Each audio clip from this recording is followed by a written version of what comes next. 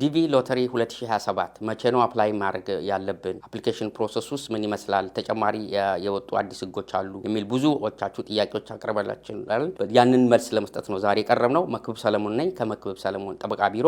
ዲቪ እንግዲህ እንደሚታወቀው ዳይቨርሲቲ ሎተሪ ኢትዮጵያኖች ብዙ እድል የሰጠ ብዙ ኢትዮጵያኖች ወደዚህ ሀገር ለመምጣት ያስቻለ የእጣ አወጣጥ ነው። በየአመቱ አሜሪካን ሀገር ወደ 55000 የሚሆኑ ሰዎች በዲቪ ሎተሪ ተጠቃሚ ሆነው ከመላ ዓለም ይመጣሉ። ሆኖም ግን ይሄ አሁን በስልጣን ላይ ያለው የትራምፕ አድሚኒስትሬሽን ስልጣን ከወጣ በኋላ ከባለፈው አመት ጀምሮ ዲቪን አቆሞታል እና የተለያዩ አዳዲስ ህጎችን እያወጡ ነው። ከዛም ህጎች ውስጥ አንደኛው ክፍያ ነው። ብዙም ባይሆንም $1 ክፍያ። ይሄ ለኢትዮጵያኖች ከባድ ሊሆን ይችላል። በተጨማሪም ደግሞ በፊት ያልነበረና አሁን ማንኛውም አፕሊካንት ቫሊድ የሆነ ኤክስፓየር ያላደረገ ፓስፖርት ያስፈልገዋል። አፕሊኬሽን ፕሮሰሱ ገና አልተከፈተም። በዚህ ወር መጨረሻ ይከፈታል ተብሎ ይጠበቃል። አፕሊኬሽኑ እንደተከፈተ መጨረሻ የወጡትን ህጎች በተመለከተ አፕዴት መረጃ ይዘንላችሁ እንቀርባለን።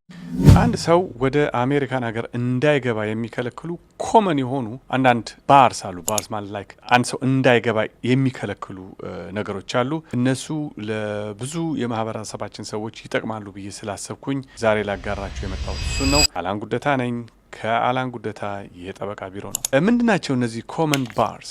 አንድ ሰው ወደ አሜሪካን ሀገር እንዳይገባ የሚከለክሉት ነገሮች ምንድናቸው? ምን ስናደርግ ነው እንዳንገባ የምንከለከለው?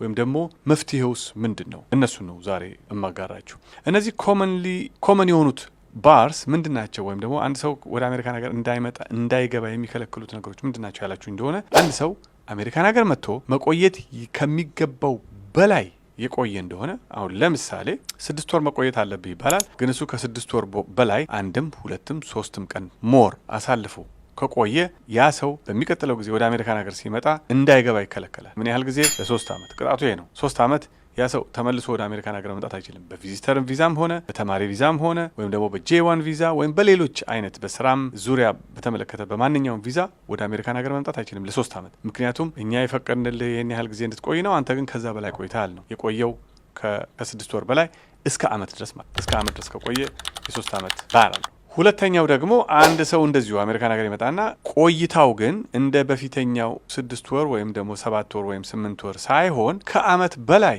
የቆየ እንደሆነ ግን ቅጣቱ 3 ዓመት ብቻ ሳይሆን ወደ 10 ዓመት ያድጋል ማለት ነው። ስለዚህ ያ ሰው ለ10 ዓመት አሜሪካን ሀገር እንዳይገባ ይከለከላል ማለት ነው። ሶስተኛው ደግሞ ፐርማነንትሊ ባር ይደረጋል። አንድ ሰው አሜሪካን ሀገር ይመጣል። ከዛ በኋላ ከሀገር በጣም ብዙ ጊዜ ቆይቶ ከሀገር ይወጣል ወይም ደግሞ ሪሙቫል ኦርደር ይኖርበትና ከሀገር ይሰናበታል። ከዛ ተመልሶ ለመምጣት ሲሞክር ወይም ደግሞ ተመልሶ በቦርደርም በኩል ገብቶ ከሆነ ያ ሰው ፐርማነንትሊ አሜሪካን ሀገር እንዳይመጣ ነው የሚታገደው። እነዚህ ናቸው ኮመንሊ ያሉት ባሮች ወደ አሜሪካን ሀገር ቅጣቶች ናቸው። ቤዚካሊ መፍትሄው ምንድን ነው?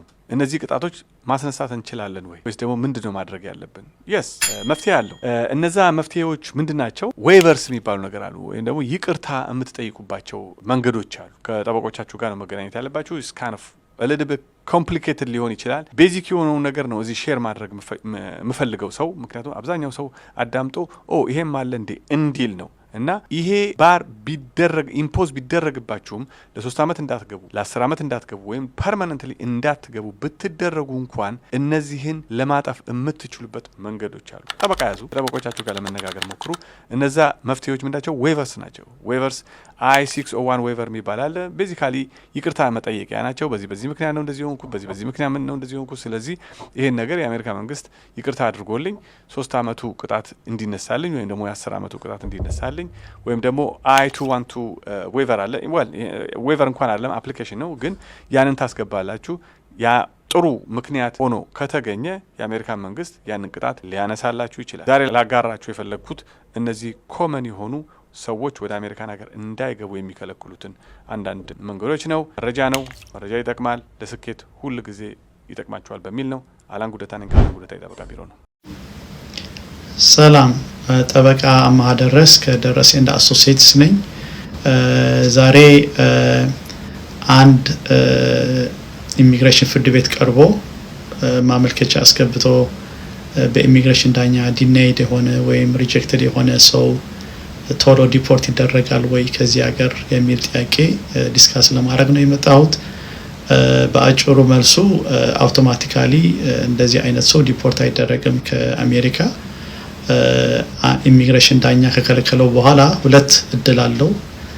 ወደ የበላይ ፍርድ ቤት which is Board of Immigration Appeals በ30 ቀን ይግባኝ ማለት መብት አለው። እሱን መብት ተጠቅሞ ይግባኝ ካለ ከዛ በኋላ በተለይ እስር ቤት የሌለ ከሆነ ቢያንስ ከ2 አመት እስከ 3 አመት የሚፈጅ ፕሮሰስ ነው። በዛን ጊዜ ሊጋል አርጊመንት እንዲያስገባ ይጠየቃል።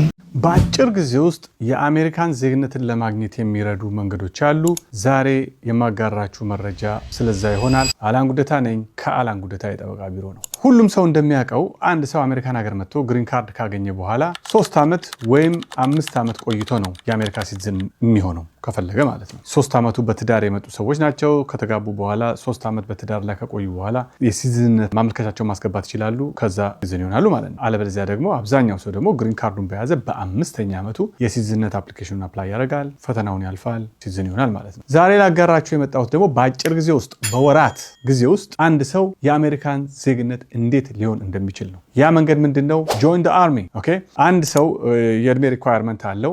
ግሪን ካርድ ሆልደር መሆን አለበት። ግሪን ካርድ ሆልደር ከሆነ በኋላ ለአርሚው ኢንሊስት ካደረገ ወይም ደግሞ ከተመዘገበ እድሜው ከ17 እስከ 34 ከ17 እስከ 41 ከ17 እስከ 42 በተለያዩ ዲፓርትመንቶች ኢንሊስት በምታደርጉበት ጊዜ አሁን ለምሳሌ ኔቪውን ጆይን ለማድረግ ወይም ደግሞ አርሚውን ወይም ደግሞ ኤርፎርሱን ወይም ደግሞ ኮስት ጋርድ የተለያየ እድሜ ክራይቴሪያ አለው። ግን እነዚህን የአሜሪካን አርሚ ግሩፕስ ጆይን በምታደርጉበት ጊዜ እድሜያችሁ ከታወቀ በኋላ ግሪን ካርድ መያዛችሁ ከታወቀ በኋላ ጉድ ሞራል ካራክተር ካላችሁ ጥሩ ባህሪ ከወንጀል ነፃ የሆነ ባክግራውንድ ካላችሁ ከዛ በተረፈ ደግሞ 12ኛ ክፍል ከጨረሳችሁ ወይም ደግሞ የእንግሊዝኛ ችሎታችሁ መጠነኛ የሆነ የእንግሊዝኛ ችሎታ የሚኖራችሁ ከሆነ አርሚው ይሄን ነገር ቼክ ካረገ በአጭር ጊዜ ውስጥ ምናልባት በ4 በ5 በ6 ወር ጊዜ ውስጥ የአሜሪካን ዜግነትን ታገኛላችሁ ማለት ነው። ቤኔፊት አለው። ያንን የአሜሪካን ዜግነትን ካገኛችሁ በኋላ ኢሚዲየትሊ ቤተሰቦቻችሁን ማስመጣት ትችላላችሁ። ለወንድም ለእህት ማመልከት ትችላላችሁ። ባል፣ ሚስት፣ ልጆች ካላችሁም እንደዚሁ ልጆቻችሁን ወዲያው ለማስመጣት ትችላላችሁ ማለት ነው። ብዙ ሰው የሚያውቀው የ3ና የ5 አመት ቆይታ